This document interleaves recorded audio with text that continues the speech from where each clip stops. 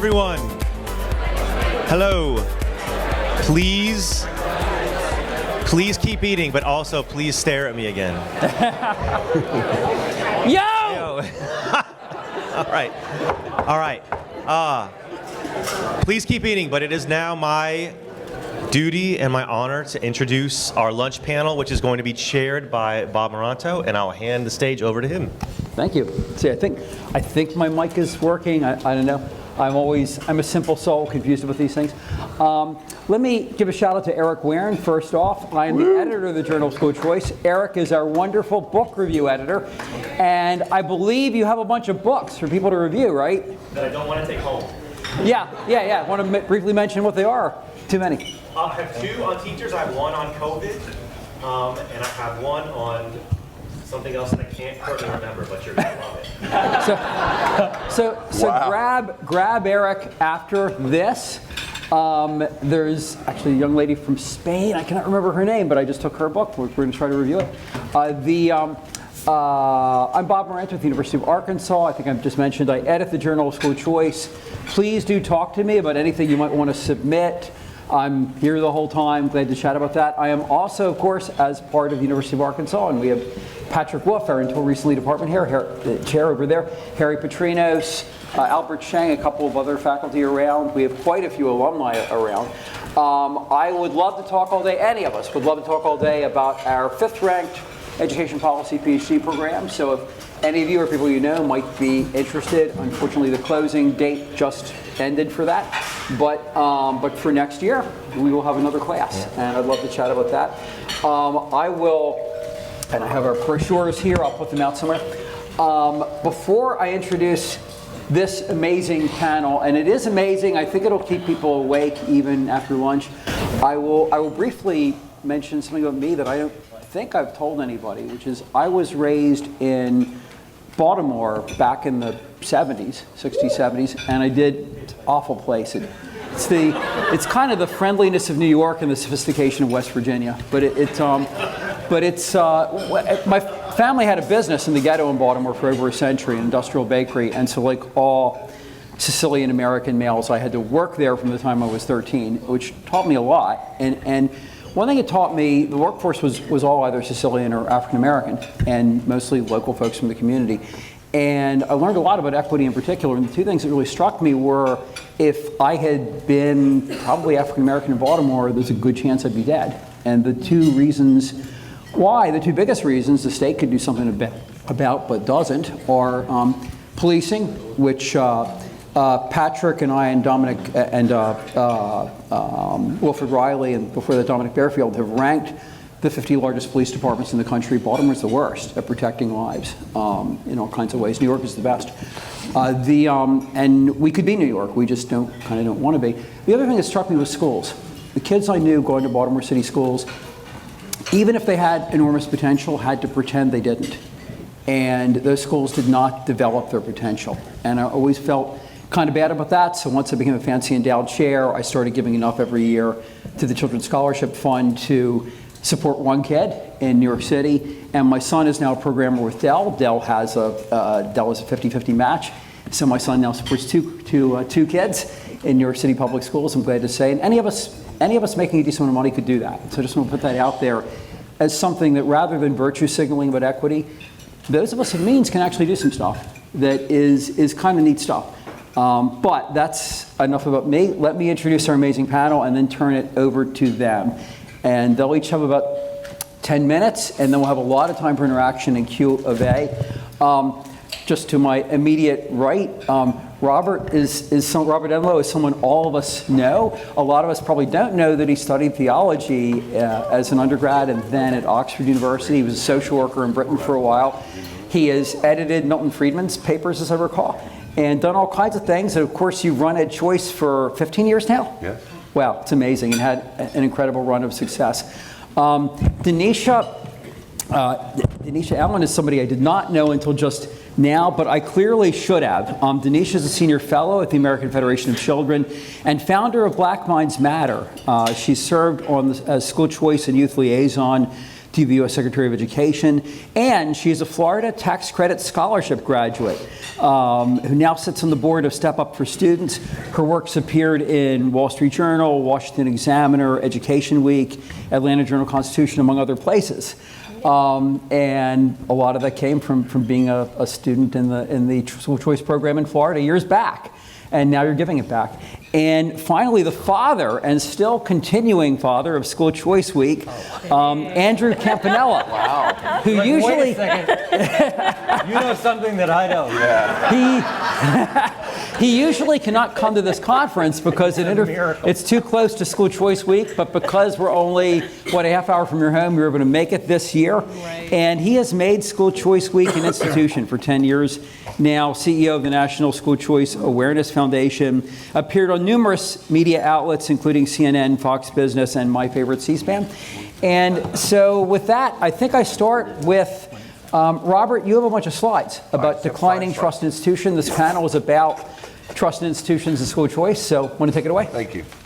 Good afternoon, everyone. I'm supposed to do questioning authority, school choice, and the decline of institutional legitimacy.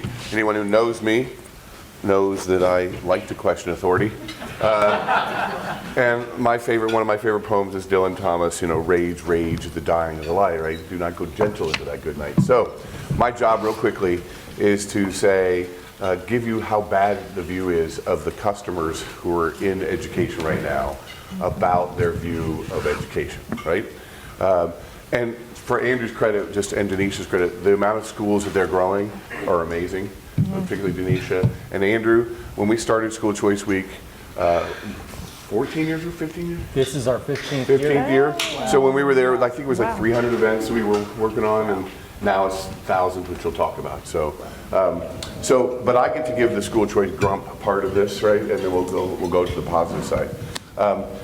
Everyone knows, I would think, that parents don't trust the direction of education anymore. This is particularly true since COVID. But what we do in our polling at EdChoice is show over time the fact that the wrong track is headed in the wrong track. This is the amount of 28% of Americans believe K-12 education is headed in the right direction. Let me just say that 28% think it's headed in the right direction, right? That's not very good, and it's gotten really worse since 2021, shockingly, and it's stayed pretty bad. So I think that's important to note. But it's not just the public. Parents kind of think it's getting worse too. They don't trust the K-12 education system as we know it. Nearly 2/3 of them say that education is headed in the wrong direction. That's up 8 points from last year, right? So I think it's really important to note that the people who are consuming education don't like the track that it's on. And I think that's really important to say. When you then ask about their school satisfaction, I put this in. The reason I put these charts in is because it shows over time. One of the things I love about our polling, it shows the data over time, and I really appreciate that we can show you over time how families are responding. Private school parents have been at least 10 points more likely to be very satisfied with their child's schooling experience than public school parents every year since 2018. It's just a reality, the private sector families, and this is also true in choice states. So these are families who are in choice states like Florida, or like Arizona, or like in Indiana. You gotta remember, it was only recently that we started getting to universal eligibility. Most of these choice programs were non-universal eligibility, they were for low-income families. So this data shows that low-income families in choice programs over time are more satisfied with their private school experience. Their homeschooling and traditional public school is unfortunately at the bottom of the list, right, in terms of their satisfaction. Parents place the most trust in teachers, principals, and other parents to make good decisions about education. Who don't they trust? Raise your hand, you can see it. They don't trust the Department of Education, they don't trust the state legislature, they don't trust school districts, and they don't trust the State Department of Education.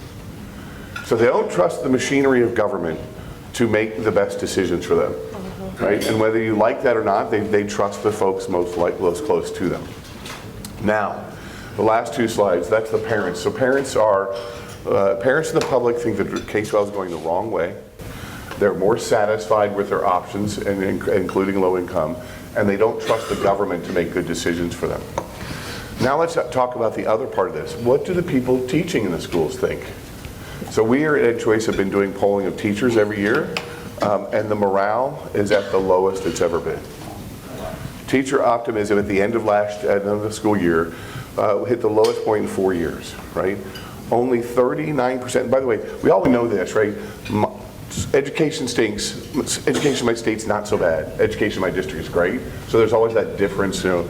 But I don't know about you, but 39% is all you get for local school district support for teacher optimism. The people who are in the classrooms are the ones that are saying that they have the hardest time trusting what's going on and feeling good about what's going on. And I don't know, if you ever do this, we do net promoter scores, right? Would you be willing to recommend this school to a friend or a colleague? Would you be willing to recommend EdChoice to your friend or colleague? What do you think the teacher kind of net promoter score is? It's kind of cruddy, right? This much proportion teacher would recommend the teaching position slightly risen, but look how low it is.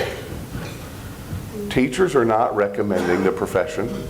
They're unhappy with the profession, and parents are unhappy with the profession. So my job was to be grumpy and to say, look, this stuff is not, we question authority. Parents and teachers are done with the system as it is. They have major issues with it. So there are lots and lots of opportunities now, and the parents are now saying they could have more choices, which is what we can talk about with Andrew and Denisha.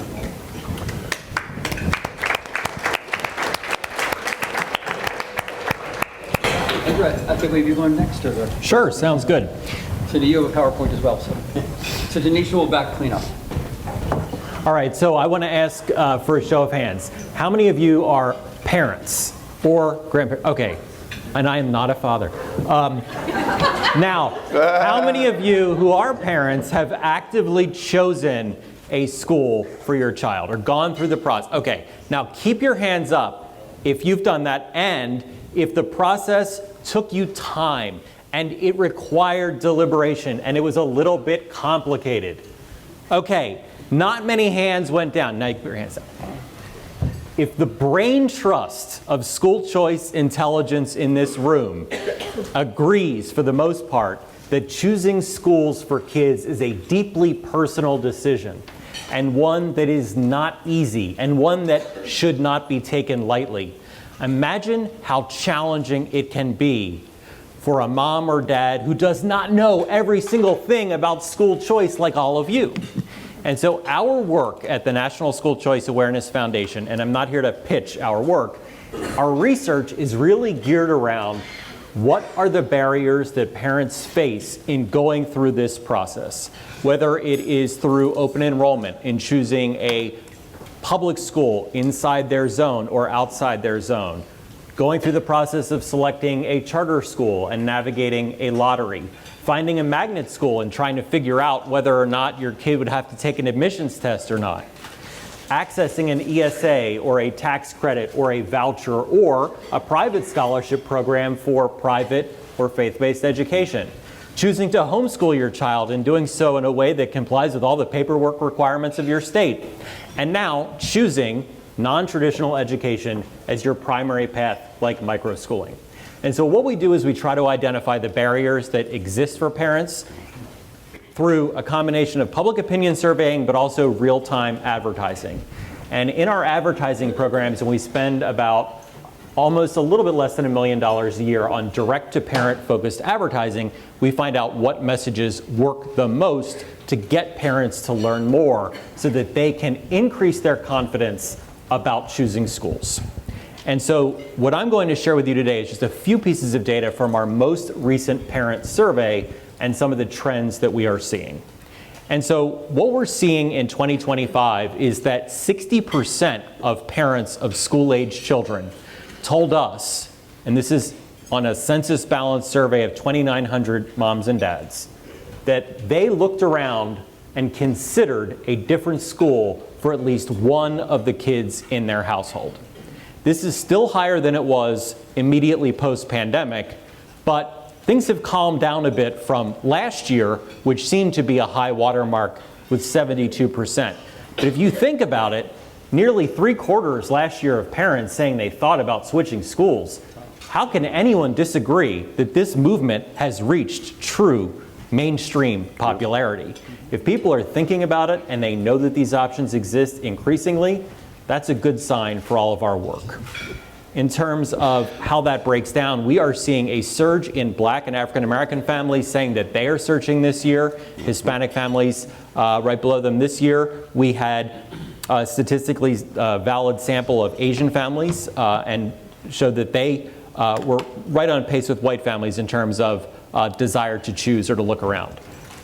But the challenge comes in, and this is what gets to the point of this panel, in what types of options they're choosing and what trends we have seen over the last few years.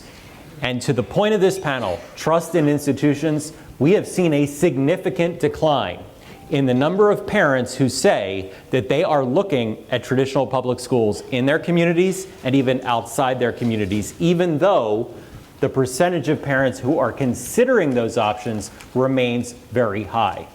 And the reason we think for this is because in too many states, accessing open enrollment is unnecessarily complicated for families. It is difficult when you live, for example, even in a state that has robust options, to call somebody on the phone at a district and find out how you can leave that district or how you can leave your school that you've been zoned for. So what we have in many states is open enrollment in policy, but not truly in practice. Interestingly, we saw pretty much stable interest in charter schools, an increase in magnet school searching, an increase in private and faith-based school searching, but a really huge jump in non-traditional options. And sometimes as researchers, real researchers, I'm just doing a poll here, but as real researchers, how many times have you seen a result in your numbers and you said, can I rerun this? This is weird. Did I do something wrong? Was there an extra number added at the end of this? That's what I saw with this microschooling number. And I was really, really surprised that we saw this much of a growth in demand and interest in non-traditional education. I think that goes to prove that there really is a lack of confidence in institutions, a lack of confidence in things that are traditional, and more confidence in parents having more confidence in themselves, choosing schools for their kids. And so the final point I'll leave you with is when we ask parents year over year, do you wish you had more information about the education options in your community, or do you have all the information you think you need?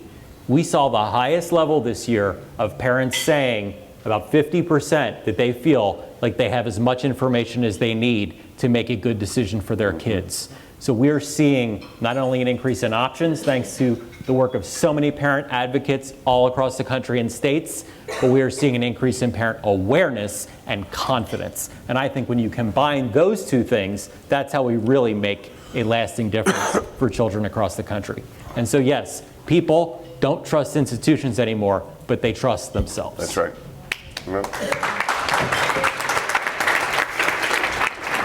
Denisha, you're on.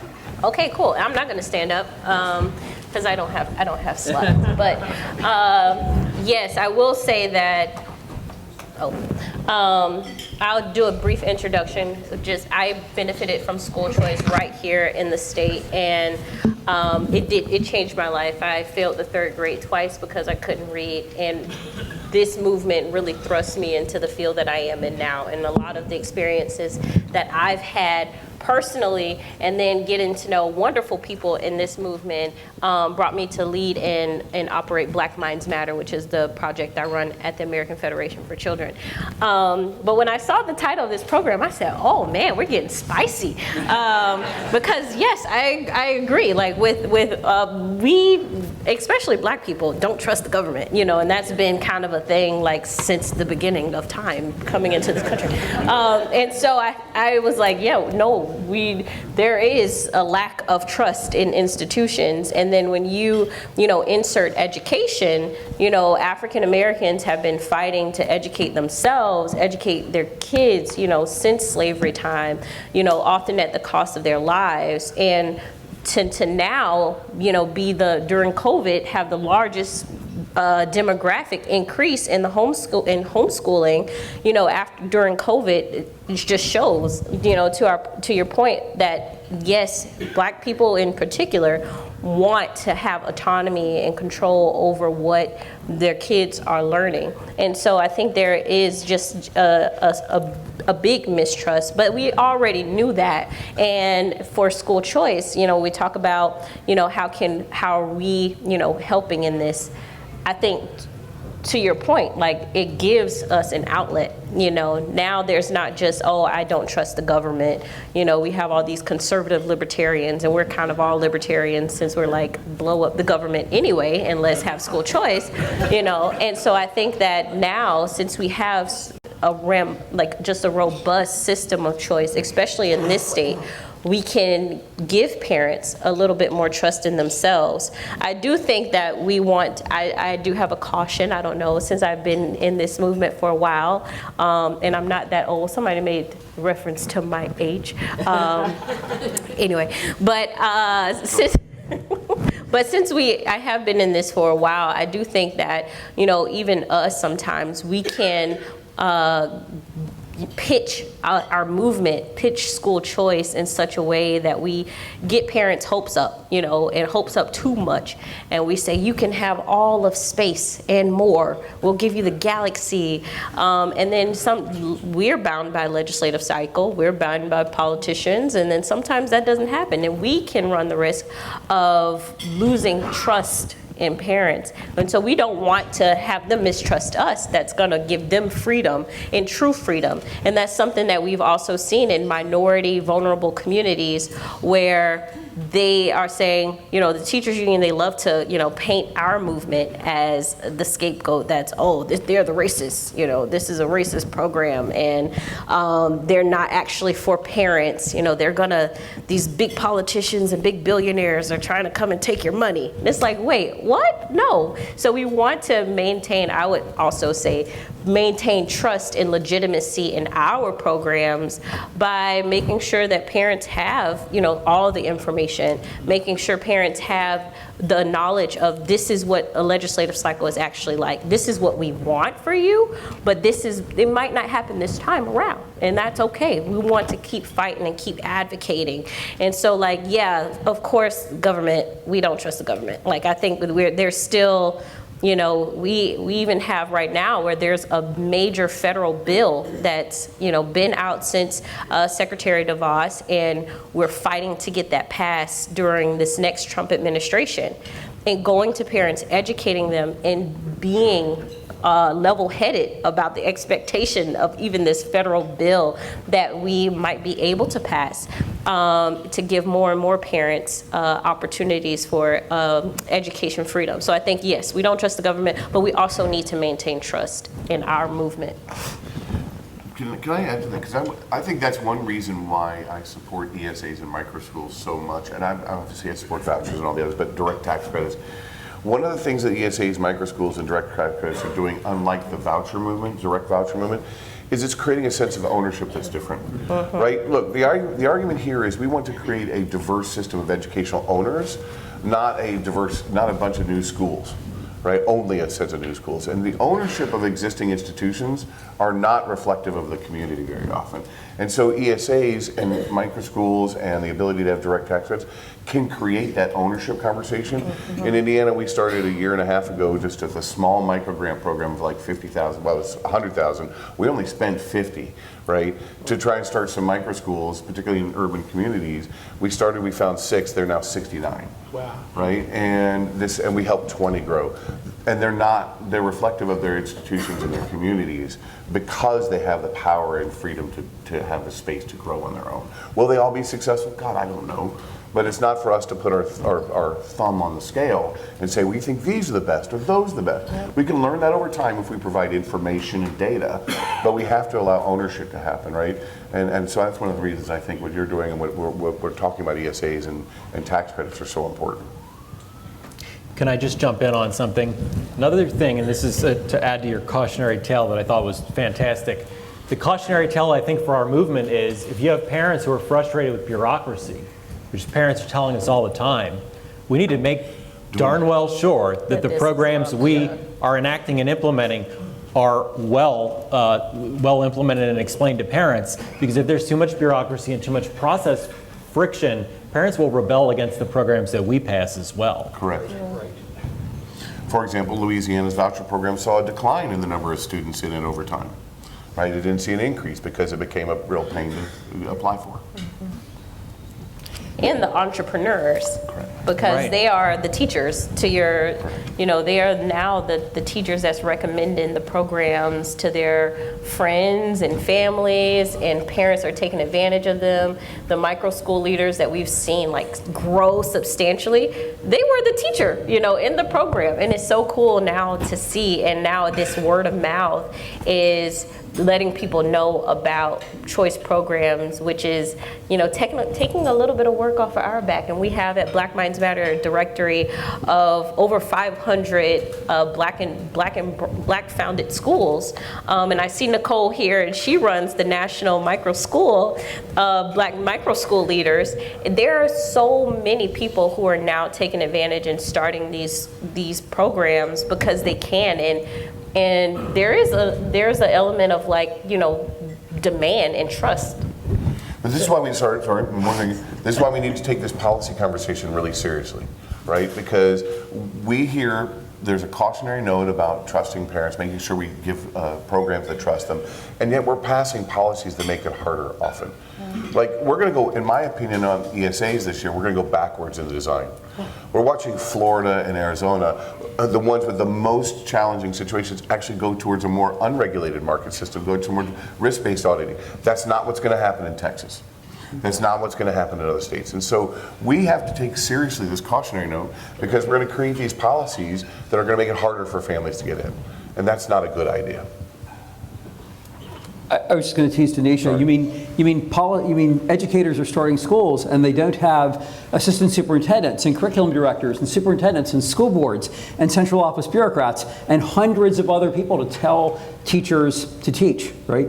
Wow, how could that work? I have a bunch of questions, but we only have 20 minutes, so let me just end with one question, and we'll turn it over to the audience and to you guys. You guys have been great, which is predict the future, short term, long term.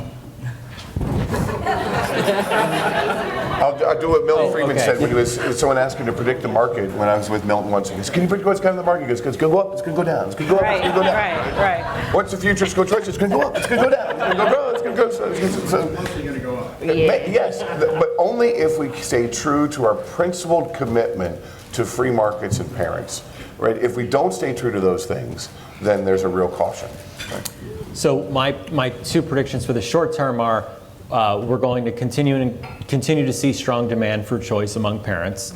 I hope we see the percentage of parents actually making a change or choosing increasing, because right now, of those 60% who are looking around, only 28% actually enroll their kid in a different environment. That's a lot of process friction there, a lot of lack of options people feel. In the long term, I think we're going to see significant growth, because you look at the numbers of parents aged 18 to 29, and they are searching for schools for their kids in numbers that are unheard of. And these are kids, well, I could say that now. These are young people who these are young people who have grown up in a choice-based society where you've got Uber, you've got DoorDash, you've got, you name it, Instacart, and education should be no different for them. And so I think that the train has left the station in a good way. I'll say, I say don't increase everybody's expectations, keep them moderate. However, as a new-ish mom, I have a 2-year-old and a 2-month-old, and, thank you.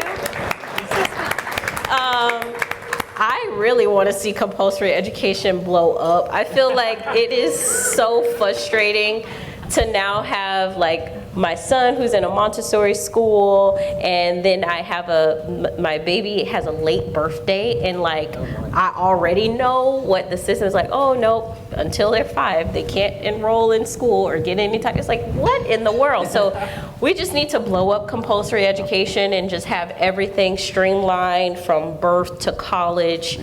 everything in between. It's pretty ridiculous now.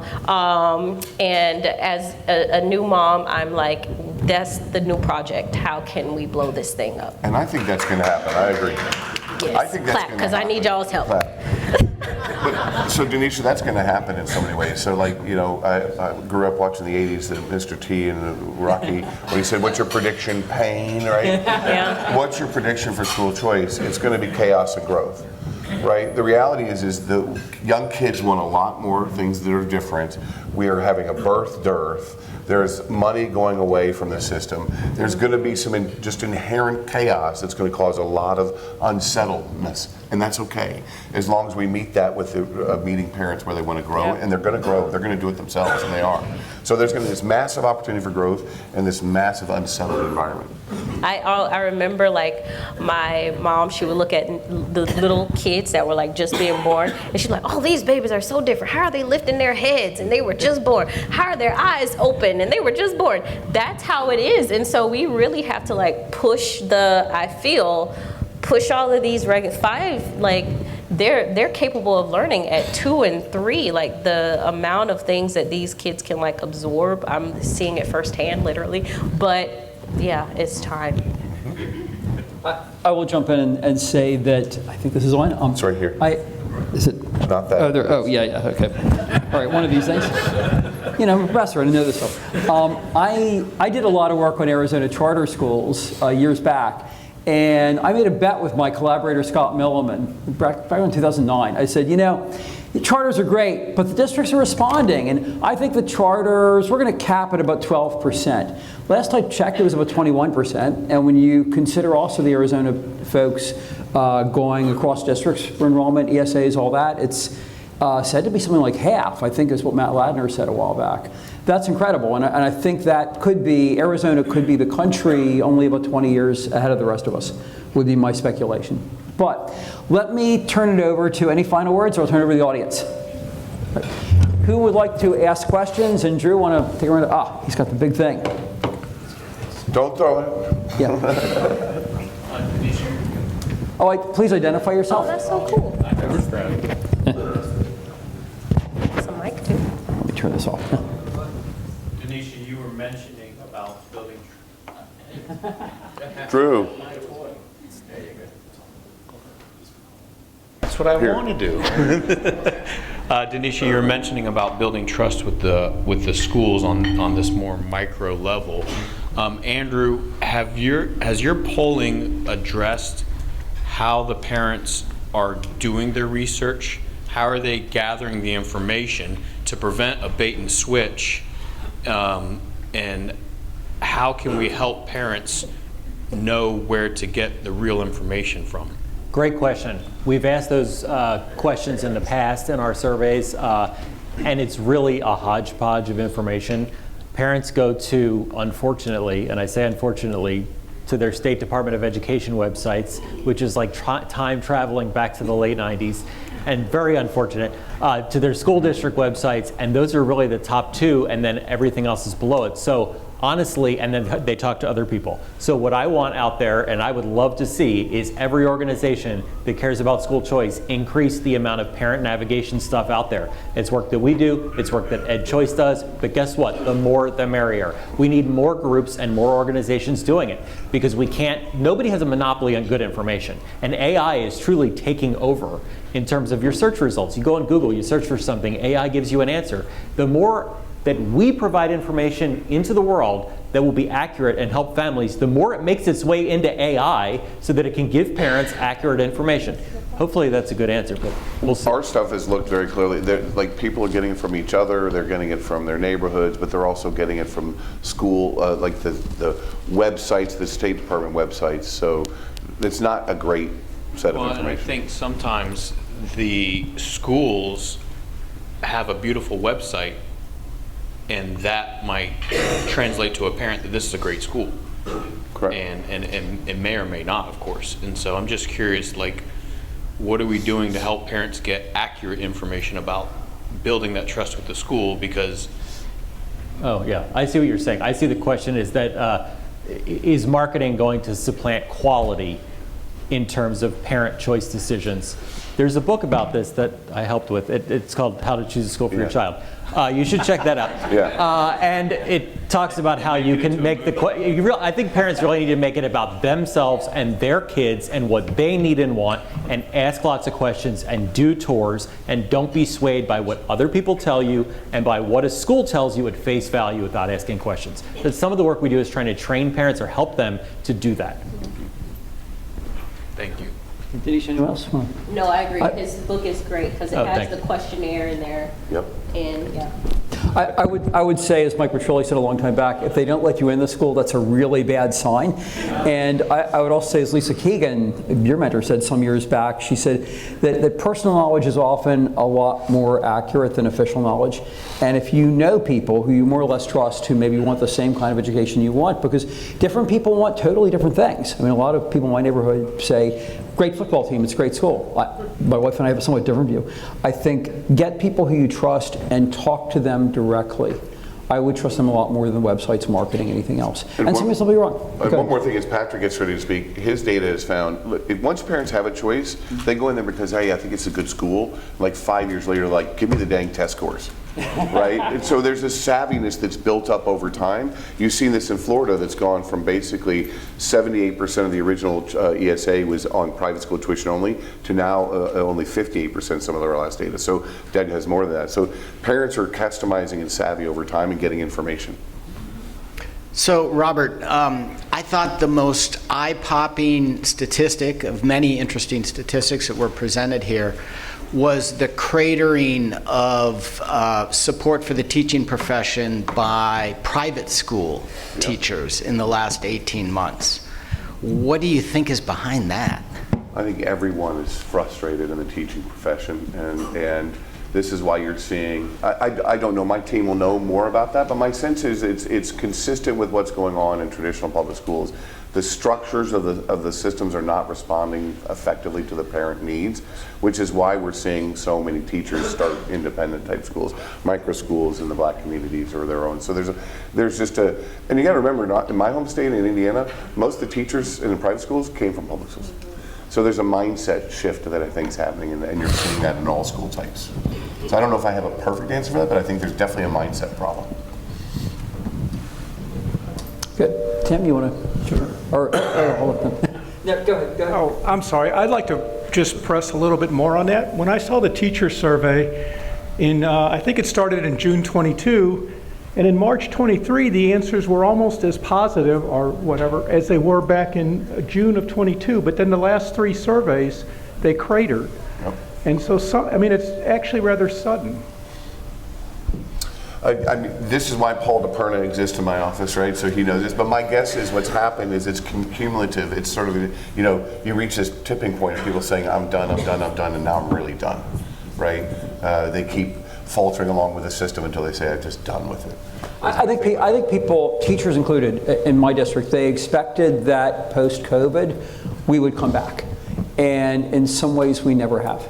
And I think that's been a real disappointment in terms of how the system has responded.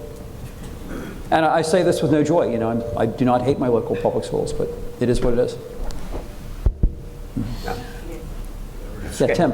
So this is a very specific, specialized question, math and science. So I'm a math teacher and then a math teacher educator. So my question is, and this is not a solution, just a question, is there a way we can get ahead of this trend with microschooling and homeschooling in a way that would help not perpetuate the current inequities in math and science instruction for underrepresented and underserved groups? Because I think our education system is good at being reactive and trying to respond to these inequities once the data shows it, but the responses are not very effective. So how can we make sure that these new forms of schooling don't just simply perpetuate some of these inequities, especially in math and science? And is there a way we can get ahead of it and not wait for the results to try to respond? You're a school starter. Oh, you're talking about. Oh, I haven't started school. Well, we have here in Florida really great research that we constantly tout by the Urban Institute, which shows that students who took advantage of the school choice program here in Florida outperform traditional public schools. And so students who are taking advantage of these programs are succeeding and doing better than their public school counterparts.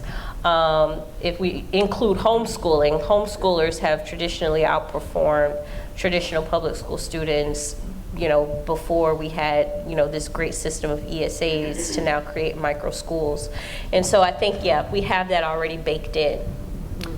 I want to add one thing to this because I care a lot about what you're talking about. This is my biggest fear for our movement, is that we are going to end up with too many people going and not learning how to read or do math, and we'll look back and say, ooh, maybe we were on the wrong side. I would love to see everybody who gets an ESA get a separate allocation so that they can use that fund to go, any parent, and take any norm reference, have their kid take any norm reference test voluntarily, and only the parent gets the results every year. And that way we don't have the government looking at programs and saying, well, this program isn't good because kids aren't getting good test scores, but parents have the data right away. And if we did something like that, and it's totally above my pay grade because I don't create legislation or advocate for legislation, but giving parents some resources so they can have their kids tested and evaluated regularly, I think would go a long way to helping the marketplace work even better. And then I was thinking maybe find a way to provide supplemental resources for those parents who see that their students are underperforming, because these parents are the result oftentimes of our public school system that are now teaching these children through homeschooling. So there might be a need for supplemental instruction or support, maybe through an online source or something. And we have that also here in Florida. So like traditional public school students can get a reading scholarship if they've scored low on their reading assessments, and we've seen an uptick in their academic performance as well. I'm not so concerned with kids learning how to read if they're taking advantage of choice. I do want for the government writ large to be, I would say, more urgent about, hey, our kids writ large are not doing that great. I would not with the caveat of increasing the federal footprint, but resources, yes. You can give us all the money to let us control, please, because that's how we created the Federal Department of Education. They saw, oh, you send a spaceship out to space, our kids can't even read and write. Lord, let's create a big bureaucracy of education to help us, be more enthused or urgent about teaching our kids academics, and we increase resources. And so I don't think that urgency is there with our government. But within our movement, I would say. I agree with you. I will just want to clarify what I said. I'm not concerned about people using school choice programs as much as I am about let's say a whole language network of schools and kids not learning phonics. Those are called public schools. Like that. I'm worried. That's the one thing that I worry about in general in education is are we teaching kids how to sound out their words here? Let's teach them phonics. In an effective, and by the way, anyone who's talked about, we don't actually have a marketplace in education. So anyone who says, oh, free markets don't work in education doesn't actually know that we don't have a marketplace even in choice markets. But in effective markets, there's secondary markets too. And the civic institutions need to come along and create secondary markets to do this exact work, right? One of my biggest challenges in traditional schools, and I tried to get this bill passed in Indiana, they didn't like it. I said, if you pass a bill related to public schools, they cannot hire new staff, right? So I went mental health support, right? What public schools will do is they say, oh, that means I need mental health, so I go hire someone. But there are literally hundreds of institutions in Indiana that service mental health needs, right? But the traditional sector says, and the way the market works is it basically goes and services a government. What we need to do is create a meaningful secondary market to allow for that growth and helping that issue, that disequity. I'm going to jump in and make one point. That's a great point. It strikes me that the school leaders who have done the most to erode inequities, you saw one last night, Enlow, are people who are deeply committed to that, but also people who have incredible substantive content knowledge. Ian went to one of the exam schools in New York, Brooklyn Tech, and then went off to Cornell to study engineering. And then went back to New York, a neighborhood a little poorer than the one he was raised in, but not that much, to make sure that other kids would have those kind of opportunities. And I think we need ways to attract more of that kind of talent, because traditional public school systems are generally keeping them out. And I think one of the great things a market system can do is bring in more people like Ian Rowe to do that. That's kind of my answer. We have time for one more question, so I want you to make sure you're all on time for the 1:45. So who should you pick next? A lot of people here. go to Brian first, and then Patrick. Pat, get one more. So near the end of the panelists' discussion, I was hearing some euphemisms and allusions, and I was seeing yes, head nodding. I would like to know, do one or some or all of you, are you promoting tax-funded education welfare from birth through secondary school? And if so, who are you? And then second question is, do you think you speak for the majority of the school choice movement, whatever that is? What was the second part? Do you speak for the majority of the school choice movement? I think they're going to say there is no majority in the school choice movement. Am I right about that? I can answer for our organization. We don't advocate for or against any legislation. Our goal is to let families know about all the options that are available to them, and we support school choice in general, which means public, charter, magnet, private, online, home, and non-traditional. And we believe that families thrive when they have as many affordable and accessible options for their kids' education as possible. And we just want to help families navigate that process and raise awareness and shine a spotlight on all the different environments in communities across the country.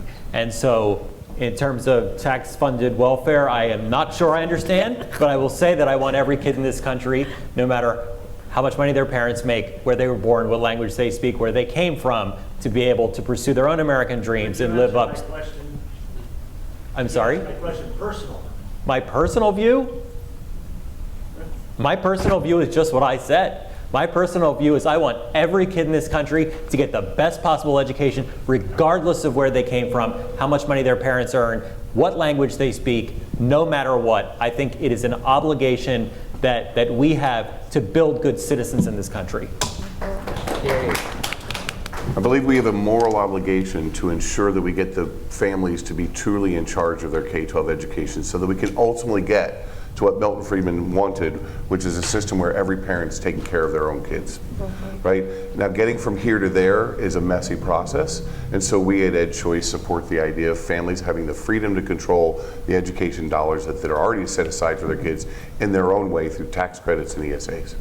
Right? Because we believe that families need to get a system outside of the governmental system, right, that is a way to create a free market, a way to get us from here to there.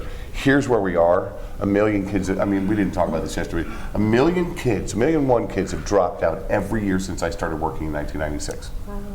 1,000,000.1s. No one ever talks about that, right? 1.1. Add that up between 1996 and now, right? Now, they all didn't get bad situations, but a lot of them did.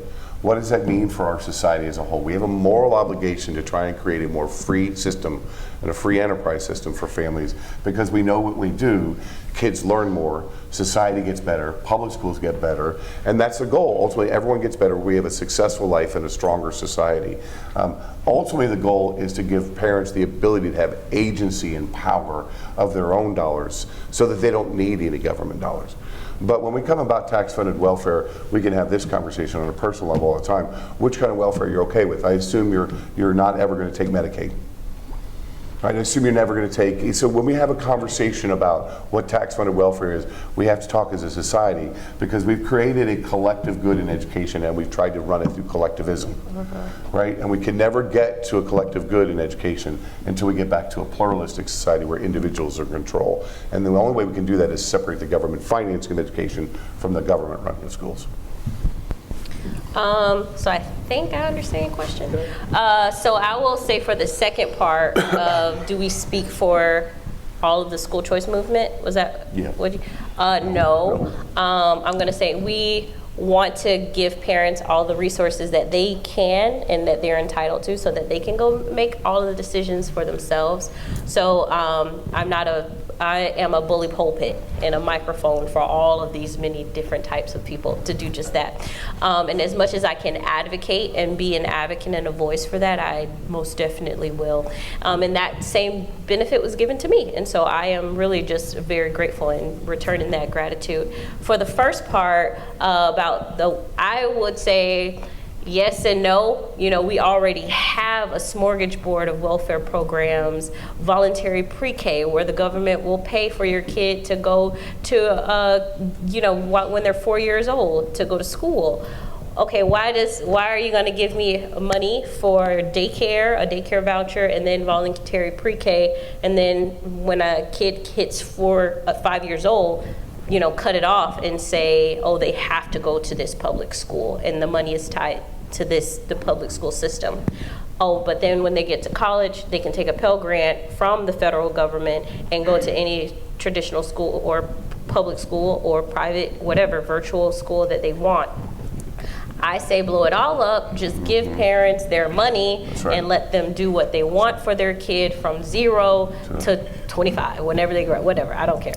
And so that's what I mean by like just blowing up the system. There are even some nonprofit programs that's also, I got my master's in social work, and so I worked a lot before being full-time, and you know, from cradle, they have from cradle to college programs that the state provides, you know, funding from birth, literally, to kids go to college or to 5 years old until they go into school. So there's so many different programs that's giving money to parents. So I say yes. If you want to call it welfare, it is. Okay, that's why I advocate so deeply to Democrats when they're saying, oh, I don't support school choice. Well, you support every other welfare program. Why not this one? And so I'll say yes to that one.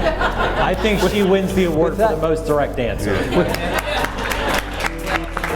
With that, let's thank our panelists and off to our 145 seconds.